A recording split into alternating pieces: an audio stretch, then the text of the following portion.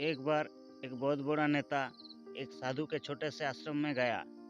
वो साधु के बारे में बहुत सुना था, तो उसके मन में आया कि मैं एक बार जाकर के देखता हूँ कि लोग उसकी इतनी तारीफ क्यों करते हैं।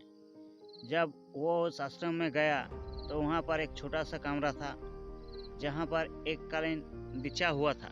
वहाँ पर कुछ लोग नीचे बैठे हुए थे और साधु जी सामने बैठे हुए थे। कुछ सवाल जवाब चल रहा था। वो नेता उस आश्रम में गया और उस नेता के साथ में 4 बॉडीगार्ड भी थे और उसके ये आदत थी कि जहाँ पर भी वो जाता था लोग अपनी जगह से खड़े हो जाते थे और उसकी तरफ देखते थे, हाथ जोड़ते थे और सर झुकाते थे। लेकिन यहाँ पर ऐसा कुछ भी नहीं हुआ। साधु व्यस्त होने के कारण उसकी तरफ देखा तक नहीं। तभी नेता के लगा कि यहाँ मेरा बेइज्जती हो रहा है और इस बात से गुस्सा हो गया।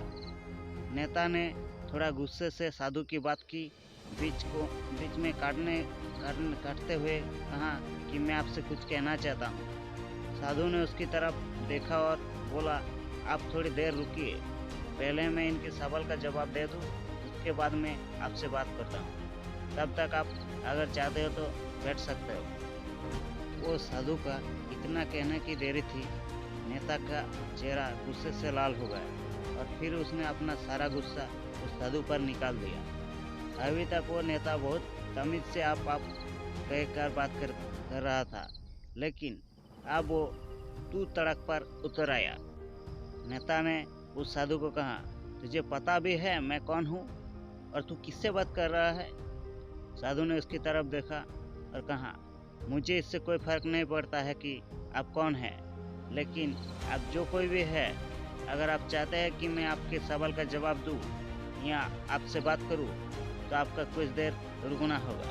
और साधु के ये कहते हैं नेता गुस्से से पागल हो गया और वही सबके सामने चीखने चिल्लाने लगे, अब मैं तुझे तेरी असली औकात दिखाऊंगा।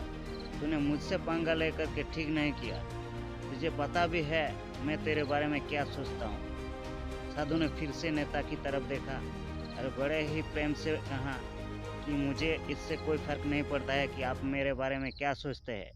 आप जो चाहे वो मेरे बारे में सोच सकते हैं। फिर नेता ने उससे कहा कि तू चाहे सुनना चाहता है या नहीं, लेकिन मैं तुझे ये सब के सामने बताऊंगा कि मैं तेरे बारे में क्या सोचता हूँ। तू कोई साधु नहीं, तू एक बहुत ही घटिया इंसान है। तू एक ढोंगी है, तू एक पाखंडी है और यहाँ पर जितने लोग भी बैठे हैं उनको सबको बेवकूफ़ बना रहा है। तेरे पास एक ही मकसद है कि इन लोगों की जेब में जितना भी पैसा है सब तेरे पास में आ जाए। तू अपने फ़ायदे के लिए इन लोगों को इस्तेमाल कर रहा है और अब मैं तुझे नहीं छोड़ने वाला हूँ।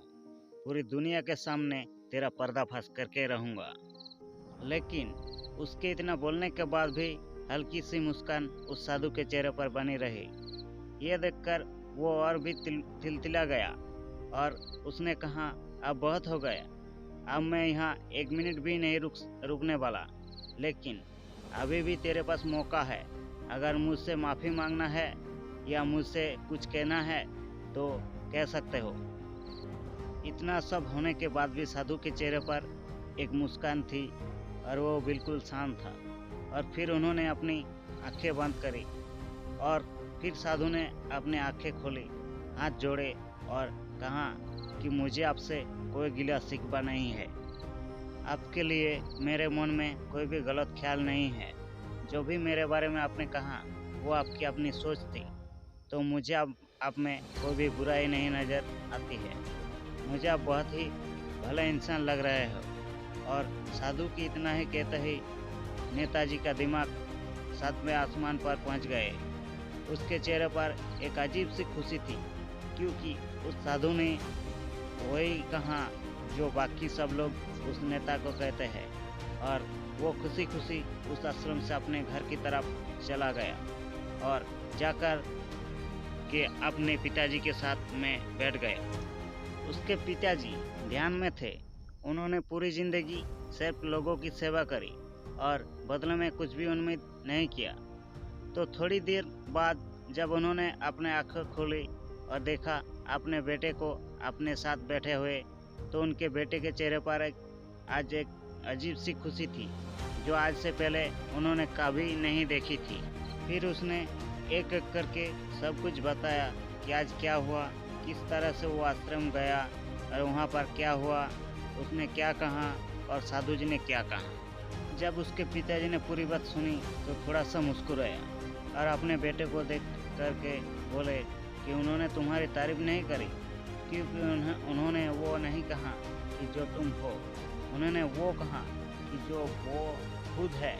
और तुमने जो जो भी कुछ उनके कहा वो नहीं कहा कि जो वो है, बल्कि तुमने वो कहा जो तुम खुद हो।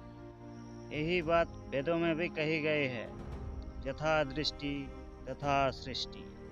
ये दुनिया तुम्हें वैसी नहीं दिखती जैसे ये दुनिया है, यह दुनिया वैसी दिखती है तुम्हें जैसे तुम खुद हो।